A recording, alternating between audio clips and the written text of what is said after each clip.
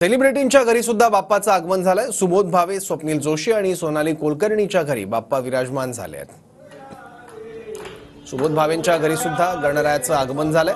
सुबोध भावे यांच्या घरी बाप्पाची आरती करण्यात आली। स्वप्नील जोशीच्या घरी बाप्पाचं आगमन झालंय। सोनाली कुलकर्णीच्या घरी सुद्धा बाप्पा विराजमान झाले आहेत।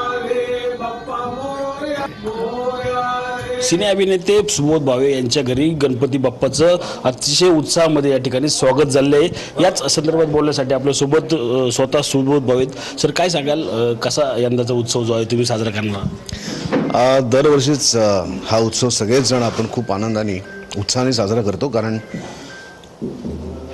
गणपती बाप्पाचं एक आगळंवेगळं स्थान आपल्या प्रत्येकाच्या मनामध्ये आहे। जेव्हा जेव्हा त्याचं नाव येतं तेव्हा तेव्हा एक उत्साह, एक आनंद, चांगलं काहीतरी करण्याची उर्मी जागृत होते। आणि हा तर त्याचा उत्सव आहे 10 दिवसांचा। त्यामुळे या 10 दिवसांच्या काळात आपण जितकं काही चांगलं करायचं, जितकं काही समाजासाठी चांगलं करायचं, जितकं काही आपल्या लोकांसाठी चांगलं करायचा प्रयत्न करू, ते सातत्य गणपती बाप्पा पूर्ण वर्षभर आणि आयुष्यभर टिकून ठेवतो। त्यामुळे या 10 दिवसात जे करू ते चांगलं करू, लोकांच्या कल्याणासाठी करू। आपण पाहिले दादा, काळानुरूप उत्सव जो आहे तो बदलत चाललेला आहे। कसं पाहता या बदलत्या स्वरूपाकडे तुम्ही?